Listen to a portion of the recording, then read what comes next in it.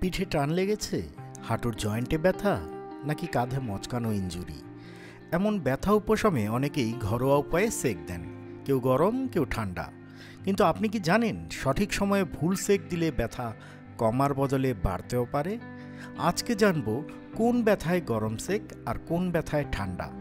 সেক মানে তাপমাত্রার পরিবর্তনের মাধ্যমে ব্যথা উপশম করার একটি চিকিৎসা পদ্ধতি। এই পদ্ধতি বিজ্ঞানসম্মত, কার্যকর এবং ঘরোয়া। সেক দুই ধরনের: গরম সেক যা দিতে হয় পুরনো ব্যথায়, ঠান্ডা সেক যা দিতে হয় হঠাৎ ইনজুরিতে। চিকিৎসকরা বলেন সঠিক সেক ব্যথার জায়গা রক্ত চলাচল নিয়ন্ত্রণ করে, ফোলা ভাব কমায় এবং আরাম দেয়। গরম সেক কখন ও কিভাবে নিতে হয়? দীর্ঘমেয়াদী ব্যথা, বাতের ব্যথা, আর্থ্রাইটিস, অস্টিও আর্থ্রাইটিস, মাংসপেশিতে ব্যথা, লিগামেন্ট ইনজুরি সহ বিবিধ কারণে গরম সেক দেওয়ার কথা বলেন চিকিৎসকরা। ব্যথা আক্রান্ত স্থানে গরম সেক দিলে যেখানে যে রক্তনালী আছে সেটিকে প্রসারিত করে এবং রক্ত চলাচল বাড়ায়। এর ফলে রোগীর আক্রান্ত স্থানে ব্যথা কমে এবং আরাম বোধ হয়।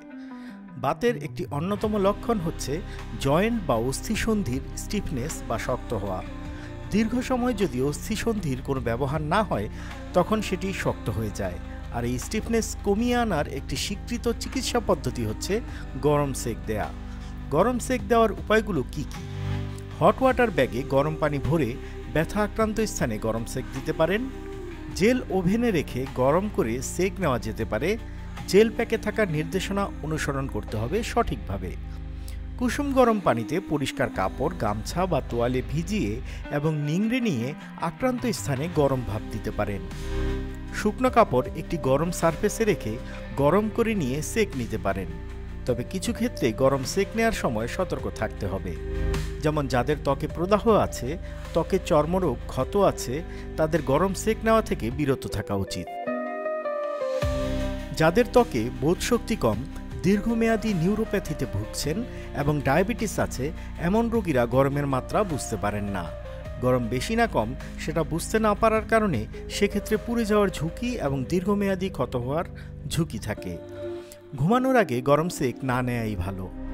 ঘুমিয়ে পড়লে অসতর্কতায় ত্বক পুড়ে যেতে পারে। আবার সব সময় গরম সেক সব ক্ষেত্রে দেয়া ঠিক না।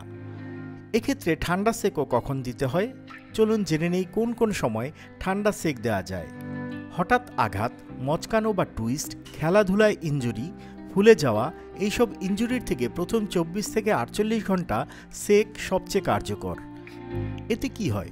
রক্ত চলাচল কমে, ফোলা ও প্রদাহ কমে, ব্যথা কমে দ্রুত। ঠান্ডা সেক কখন ও কিভাবে নিতে হয়? সাধারণত হঠাৎ কোনো ব্যথা পেলে বা 24 থেকে 48 ঘন্টার মধ্যে কোনো আঘাত পেলে সেই ধরনের ব্যথার ক্ষেত্রে ঠান্ডা সেক নেয়ার কথা বলেন চিকিৎসকরা।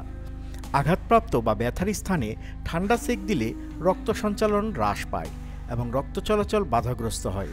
এর ফলে আক্রান্ত স্থান বা মচকে যাওয়ার পর যে ফুলে যাওয়া সেটি বিলম্বিত হয় এবং ব্যথা কমে আসে।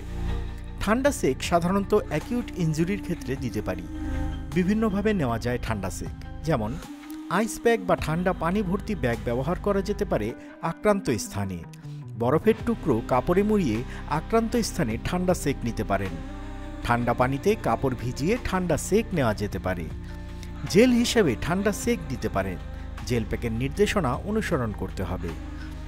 ঠান্ডা সেক নেওয়ার ক্ষেত্রে কিছু বিষয়ে সতর্ক থাকতে হবে, যেমন ঠান্ডার প্রতি সংবেদনশীল এমন রোগী, অ্যালার্জি আছে, যাদের রক্ত সঞ্চালনজনিত কোনো সমস্যা আছে, পায়ের ধমনীতে ব্লক আছে, তাদের ঠান্ডা সেক নেওয়া থেকে বিরত থাকাই ভালো। সরাসরি ত্বকে বরফ বা অতিরিক্ত ঠান্ডা সেক দেয়া যাবে না। এতে আইসবার্ন, ত্বকে ব্লিস্টার এবং আলসার হওয়ার আশঙ্কা থাকে। মনে রাখুন, পুরনো ব্যথায় গরম, নতুন আঘাতে ঠান্ডা। আপনার ব্যথা উপশম হতে পারে খুব সহজেই। শুধু সঠিক সেক সঠিক সময়ে সঠিক পদ্ধতিতে নিতে হবে। তবে দীর্ঘমেয়াদী বা তীব্র ব্যথার ক্ষেত্রে অবশ্যই চিকিৎসকের পরামর্শ নিন। আপনার যত্ন আপনার হাতেই। একটু সচেতন থাকুন, ব্যথা দূরে রাখুন। আমাদের এই ভিডিওটি ভালো লাগলে শেয়ার করুন আপনার পরিবার, বন্ধুর সাথে। তাদেরও সঠিক জ্ঞান দিন ব্যথা উপশমে। ভালো থাকুন, নিরাপদ থাকুন। আর স্বাস্থ্য বিষয়ক আপডেট পেতে চোখ রাখুন banglaflow.com এর ওয়েবসাইটে। এরই সঙ্গে ফেসবুক, ইউটিউব, ইনস্টাগ্রাম ও টিকটকেও যুক্ত হতে পারেন বাংলা ফ্লো পরিবারের সঙ্গে।